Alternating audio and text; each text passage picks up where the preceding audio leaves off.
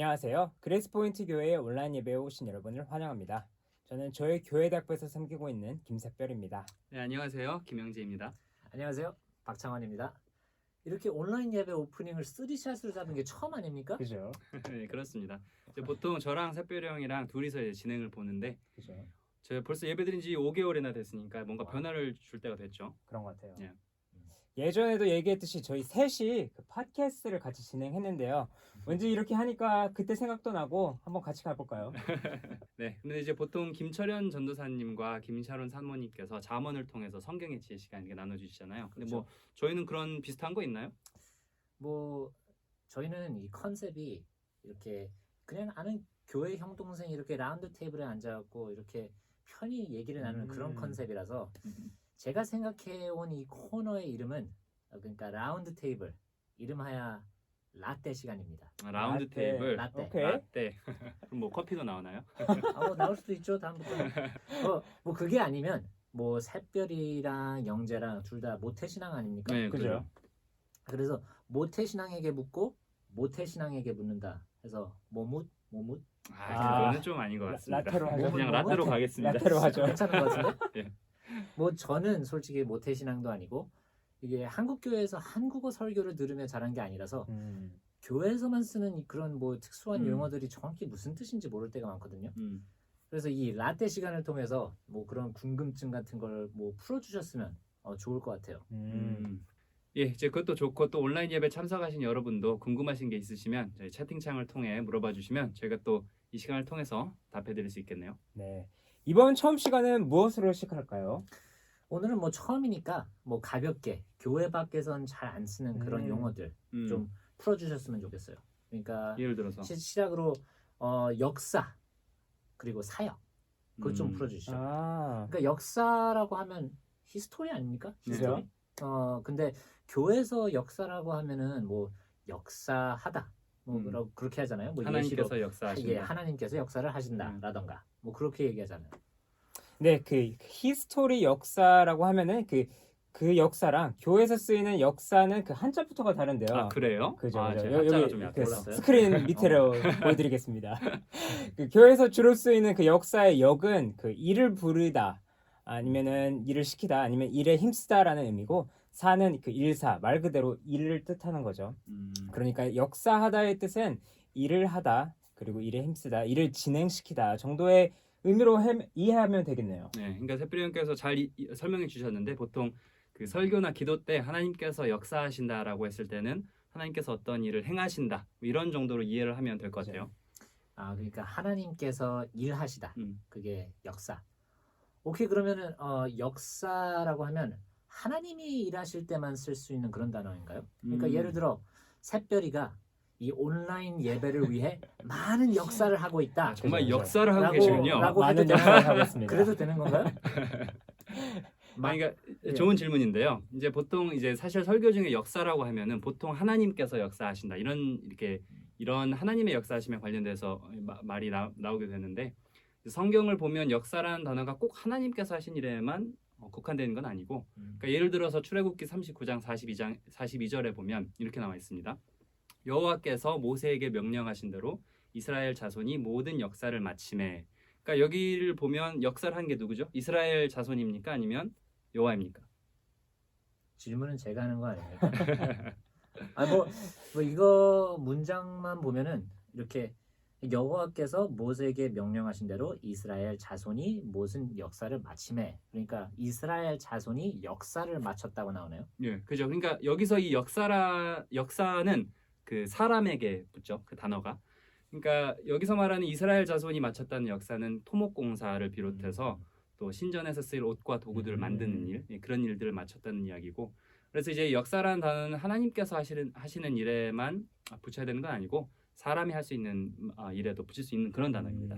네, 그리고 영어 성경을 보면은 한글 성경에선 역사라고 나오는 구절이 영어 성경에선 그냥 work나 아니면 labor 그런 영어에선 굉장히 평범한 단어로 나오거든요.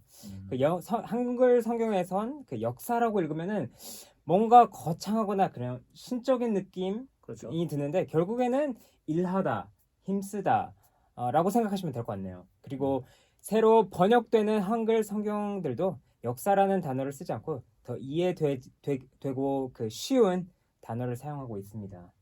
아 그렇군요. 아 알겠습니다. 이게 좀 이해가 되네요. 이거 생각보다 좀 유익한데요? 재밌는데요? 괜찮아요. 네, 그럼 그런 역사를 거꾸로 해서 사역. 음. 사역은 어떻게 다르죠? 보통 느낌은 이게 성직자가 하는 일이 사역 같은데. 예. 그죠. 그 사역의 그 사전적인 의미는 그 부여받은 일이나 임무인데요. 영어로는 보통 ministry라고 번역되죠. 그리고 성경에선 사역자라고 하면은 그 하나님에게 받은 소임을 이행하는 사람이라고 보시면 돼요. 예. 근데 이제 또 사역자, minister 그 단어를 보면 라틴 어원이 음. servant 바로 종이거든요. 라틴어까지 또 예. 와우, 네, 와, 그렇습니다. 인텔리. 예. servant. 어, 근데 이제 그 예수님이 마가복음 10장 45절에 말씀하시기를 이제 자신이 세상에 온 것은 섬김을 받으러 온 것이 아니라 섬기러 오신 것이다. 그래서 이제 섬기다가 영어로 minister 또는 serve로 나오는데 이제 다시 말해 사역이라 하면 종으로서 섬기다 이런 뜻입니다. 아 그러니까 사역자란 서빙하시는 분. 이제 뭐 그렇게 말하면 좀 이상하긴 한데 웨이터가 생각나고 근데 또 따지고 보면 그렇기도 하네요. 네, 사역이란 그 나보다 남을 위해 스스로를 낮추고 일을 하는 사람. 그러니까 사역은 뭔가 거창하게 성직자가 하는 의뢰가 아니라 크리스천 모두가 할 수 있는 것이죠. 그 말 그대로 그 사역은 다른 사람을 위해서 그의 종이 되듯이 그를 위해주고 보살펴주고 하는 일들을 내포하고 있고 그중 가장 중요한 사역, 서빙은 복음을 전해주는 것이죠. 예, 그러니까 예를 들어서 만일 종이 있는데 그리고 그 주인님이 죽어가고 있는데 종이 그걸 치료할 약이 있다고 쳐요. 근데 그러면 그 종이 그 주인님을 섬긴다는 것은 하루빨리 그 약을 주인에게 갖다 주는 거겠죠. 네, 그래서 사역의 가장 중요한 부분이 바로 복음 전파가 되는 것이죠. 이건 예수님께서 모든 기독교인에게 명하신 것이기 때문에 사역은 성직자만 하는 것이 아니라 모든 크리스천이 해야 되는 것이고 다르게 말하면은 기독교인 모두가 사역자다라고 할 수 있는 것이겠죠. 아 그러니까 정리를 하면 사역이란 종으로서 섬김을 말하고 사역의 중요한 부분은 바로 복음을 알리는 것이다. 라는 네. 것이군요. 네, 맞습니다. 뭐 오케이 이렇게 첫 라떼 시간에 역사 그리고 사역 이렇게 용어에 대해서 얘기해봤는데 재밌는데요? 생각보다 괜찮아요. 유익했었어요. 네. 이거 괜찮아요. 뭐 라틴 어동원도 나오고 뭐 네. 한자도 나오고 예. 예, 저희 가족 여러분들에게도 좀 많이 유익했으면 그랬으면 좋겠습니다. 네, 그럼 첫 번째 라틴 시간은 이쯤에서 마치고 찬양을 들은 후에 김철원 전도사님께서 말씀 전해 주시겠습니다.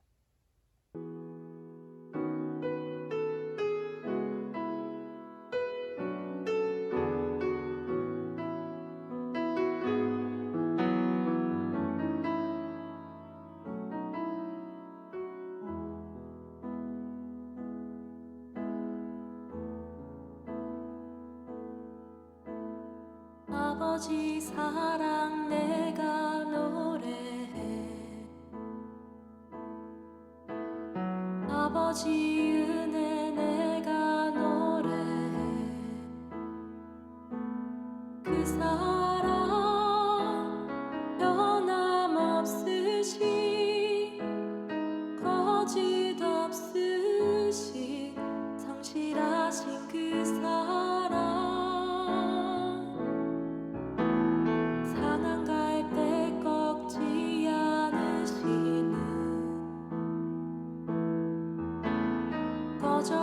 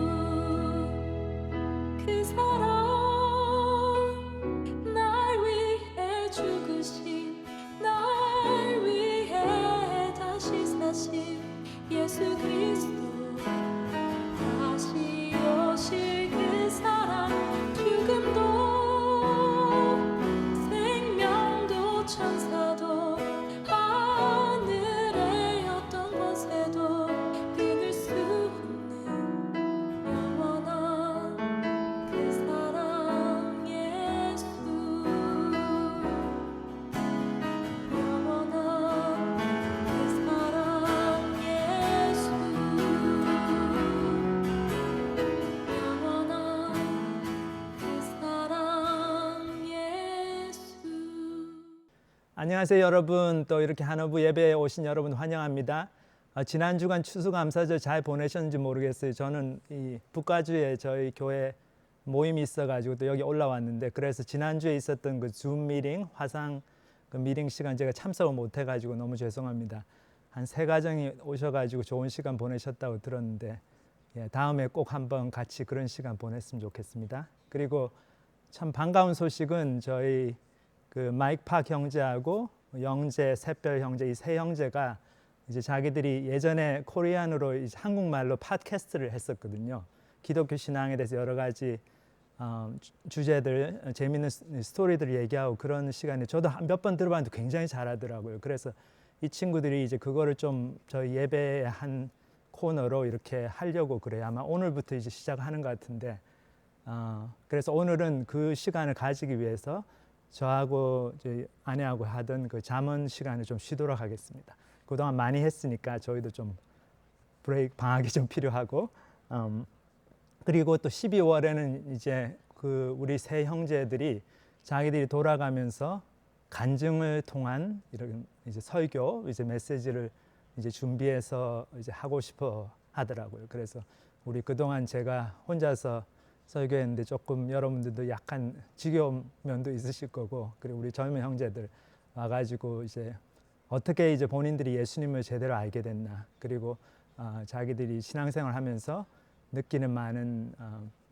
깨달은 진리들, 그런 것들을 이제 나누는 시간을 가지겠습니다. 그래서 얼마나 감사한지, 그래서 그 형제들 나와서 이제 말씀 전할 때 여러분들께서 특별히 또 많이 기도해 주시고 열린 마음으로 계속 들어주시면 감사하겠습니다. 오늘은 저희가 계속해서 마가복음 공부하겠는데요. 오늘 본문 마가복음 7장 31절에서 37절까지 말씀입니다.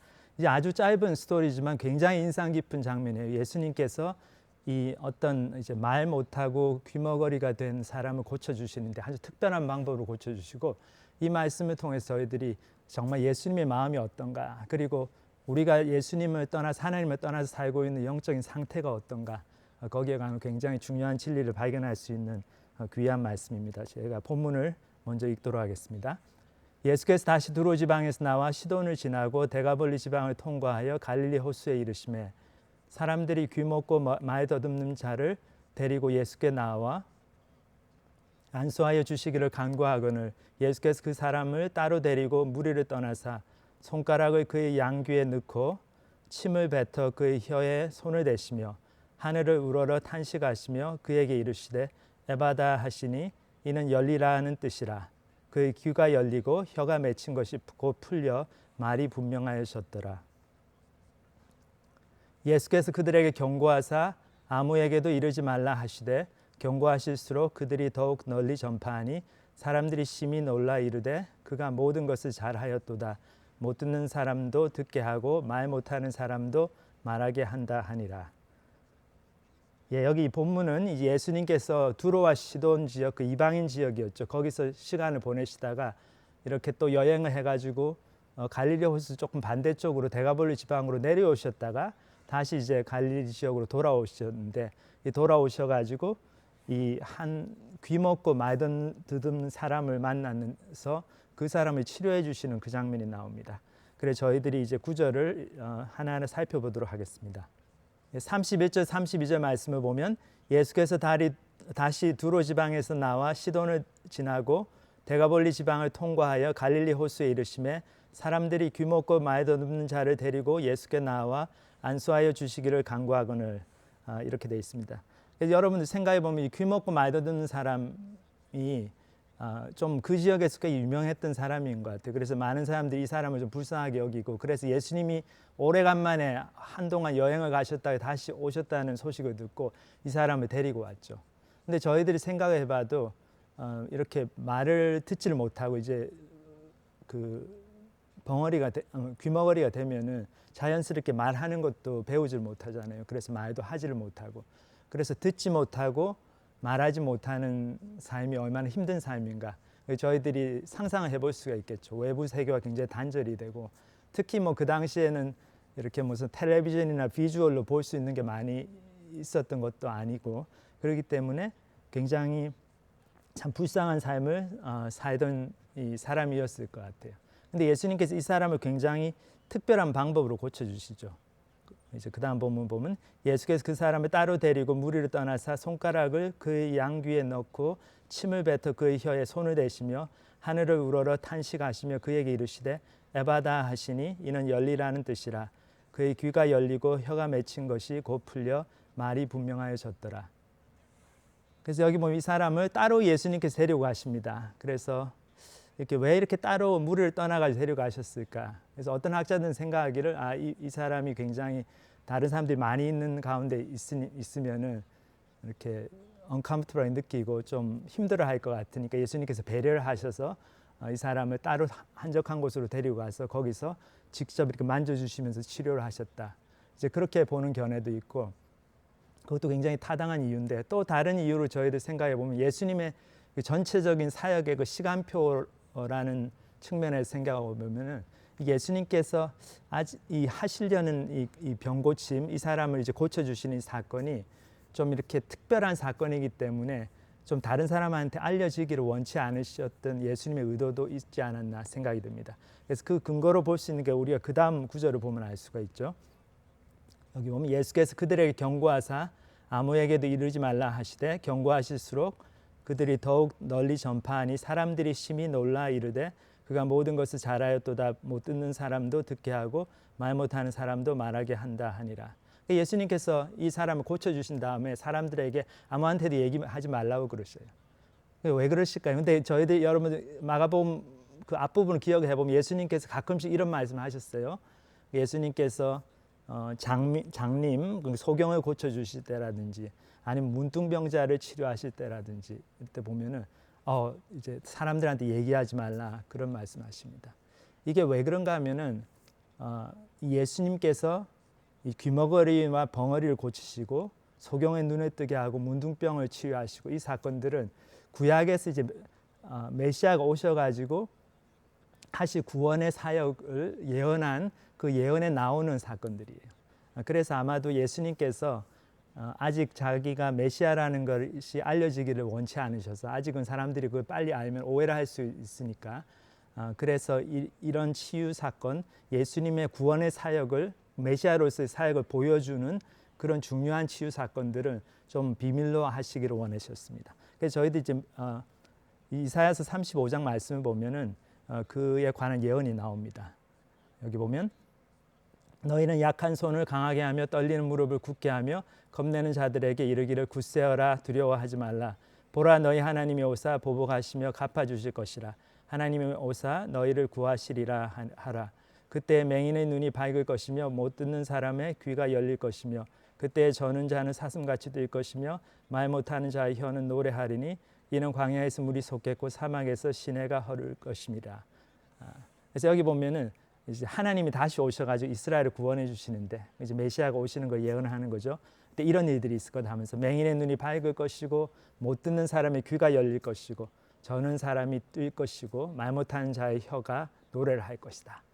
그러니까 예수님께서 이 벙어리 되고 귀머거리 된 사람을 고쳐 주실 때 이 치유의 역사가 예수님이 정말 메시아로서 오셨다. 구약에서 예언된 메시아로 오셨다는 것을 보여주는 그 사건이죠. 근데 이제 그걸 생각해 보면 저희들이 예수님께서 이렇게 메시아로 오셨을 때 그냥 육체적인 질병을 고쳐주시러만 오신 게 아니잖아요. 그것보다 훨씬 중요한 사명이 우리의 영적인 구원, 십자가에 죽으셔서 우리를 구원하시기 위해서 오셨는데 좀 그런 걸 생각해 보면은 이 벙어리 되고 귀머거리 된 사람을 고쳐주시는 이 치유의 역사에 그런 어떤 더 깊은 영적인 교훈이 담겨 있다는 것을 저희들이 알 수가 있습니다.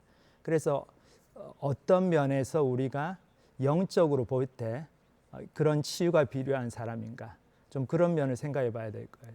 다시 말씀드려서 어떤 면에서 우리도 말을 못하고 듣지를 못하고 그런 사람인가. 영적으로 볼 때 우리가 사실 다 그런 위치에 처한 그런 병자들이라는 거죠. 그래서 저희들이 그걸 좀 생각을 해볼 필요가 있는데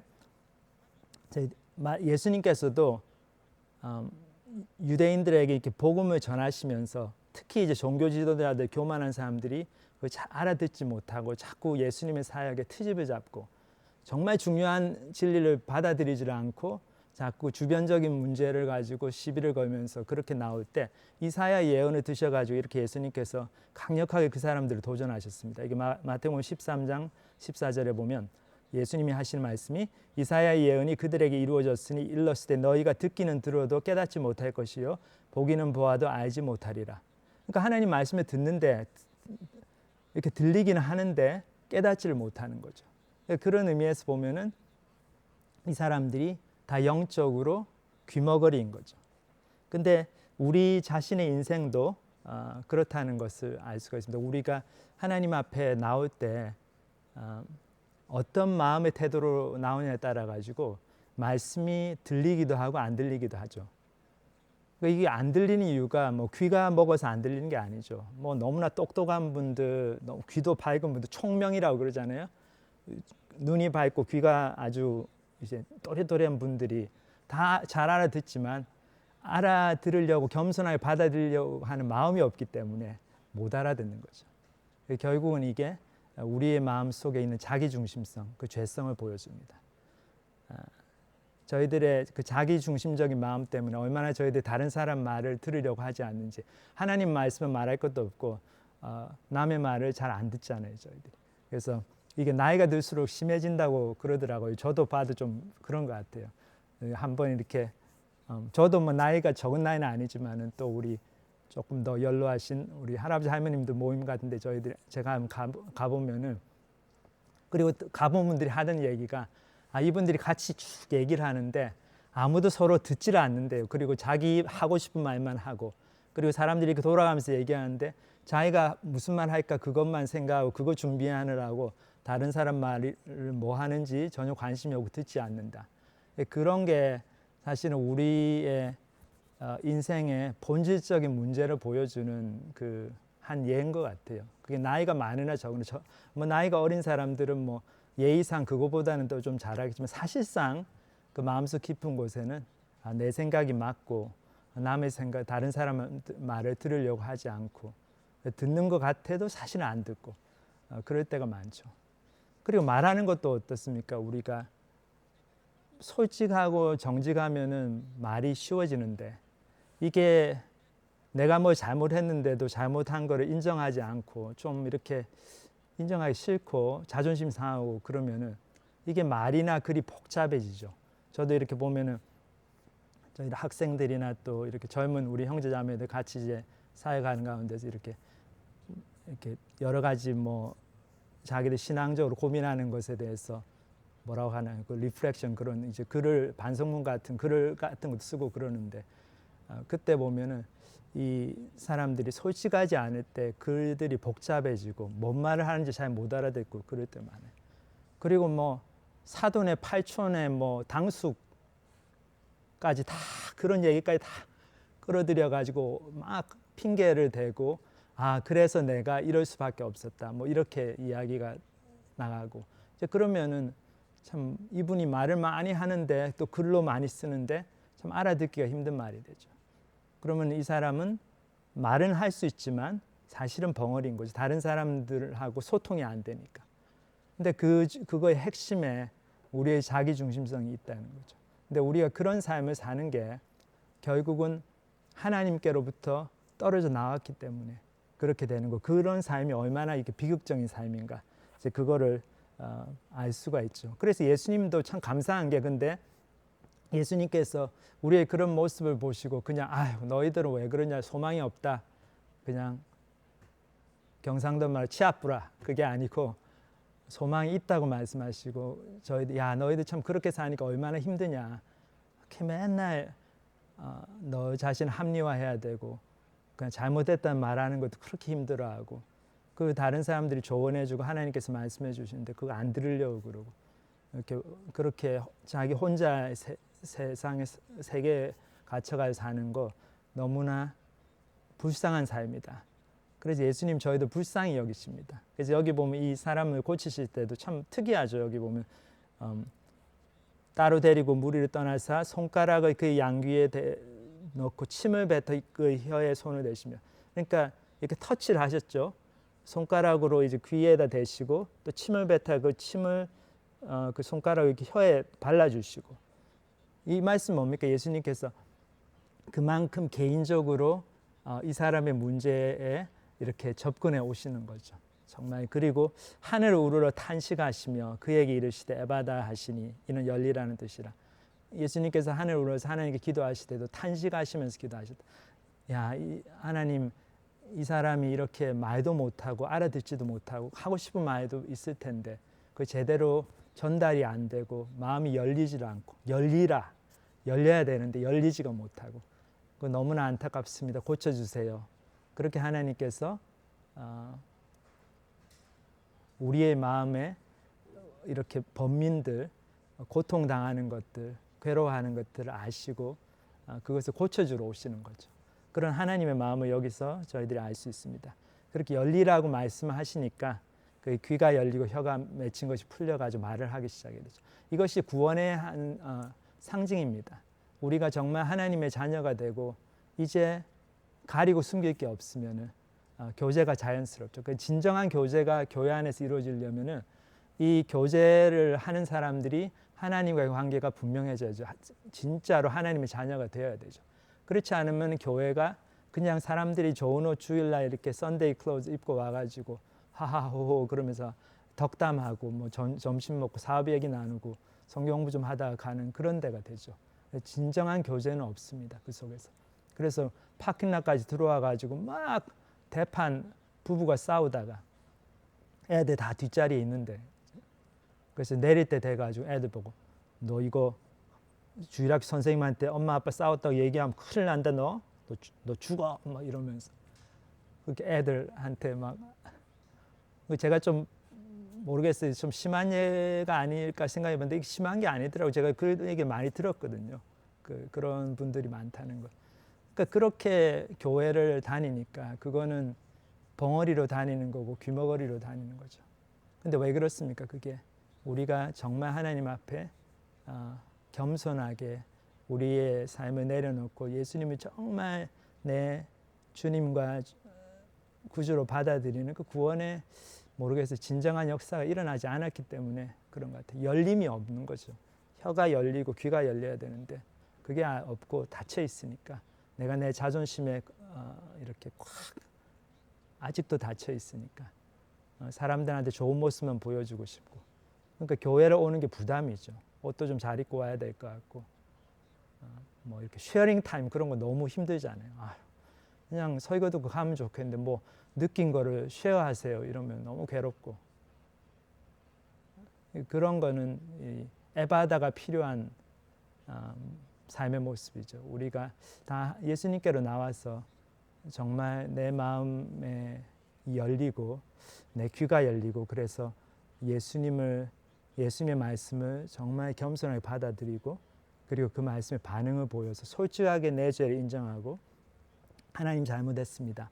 그리고 주변에 있는 사람들한테도 자식들한테도 아니면 뭐 동생들한테도 친구들한테도 잘못했다고 빨리빨리 얘기하고 그렇게 사는 삶이 참으로 복된 삶이고 진정으로 구원받은 사람들의 삶이죠. 저도 이렇게 이 말씀 준비하면서 좀 돌이켜 생각해 보면은 그래서 저희 아이가 중고등학교 다니는데 좀 힘들 때가 있었거든요. 몇 년 동안 저도 잘못했고 뭐 아이도 좀 자기가 힘들어하고 그러니까 하여튼 뭐 힘들었어요. 집안이. 그래서 그렇게 힘든 시간대에 근데 하나 제가 지금 돌이켜봐서 참 감사한 거는 제가 그때 기도 부탁을 많이 했습니다. 많은 분들한테. 뭐 힘드니까. 그래서 뭐 제 친구들뿐만 아니고 교회에서도 제 밑에 있는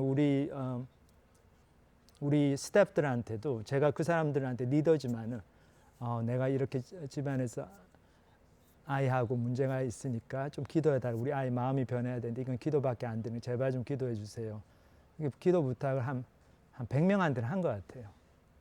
그러니까 100명한테 했으니까 한 10명은 기도했겠죠. 바빠도. 그러니까 얼마나 감사한지.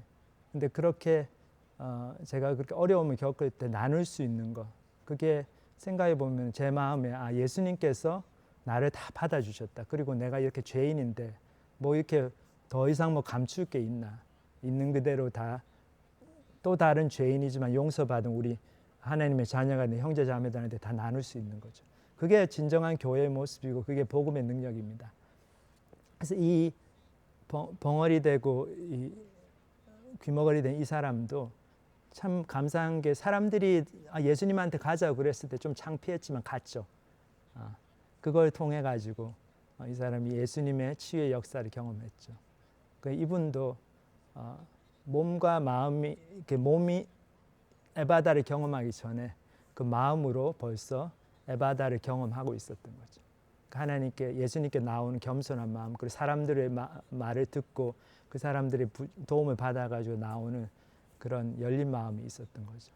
그래서 기도하는 거는 저희 모두가 하나님께서 이렇게 말씀을 해주시고 또 주위 사람들이 얘기를 해줄 때 그걸 좀 겸손히 듣고 예수님께로 나와가지고 예수님이 이렇게 탄식하시면서 우리가 열리기를 원하시잖아요. 그래서 우리가 예수님께로 나와서 에바다의 축복을 귀가 열리고 이렇게 혀가 맺힌 것이 풀어져서 정말 제대로 말하고 듣고 그래서 하나님과의 관계 또 우리 사람들과의 관계가 회복되는 저희들 되기를 기도드립니다. 우리 같이 기도하시겠습니다. 하나님 아버지 감사합니다. 저희의 삶을 보시며 저희에게 에바다라고 탄식하시며 저희의 맺힌 혀와 들리지 않는 귀가 다 들리고 풀어지기를 간절히 원하시는 하나님의 마음을 또 이렇게 오늘 말씀을 통해서 보여주신 것 감사를 드립니다. 기도하옵는 것은 저희 속에 있는 자존심의 이 감옥에서 정말 나와서 그것을 다 내려놓고 정말 겸손한 마음으로 그 정직한 마음으로 주님의 말씀을 듣고 또 주위의 사람들의 말씀을 들으려고 하고 그럴 때 주님께서 저희의 귀를 열어주셔서 저희가 저희의 그냥 자연스러운 직관을 의지하며 살았던 것에서 떠나서 정말 하나님의 진리가 정말로 맞는 것이구나 그것을 이렇게 그것이 들려지고 깨닫게 해지는 그런 기적을 경험할 수 있도록 축복하여 주시옵소서.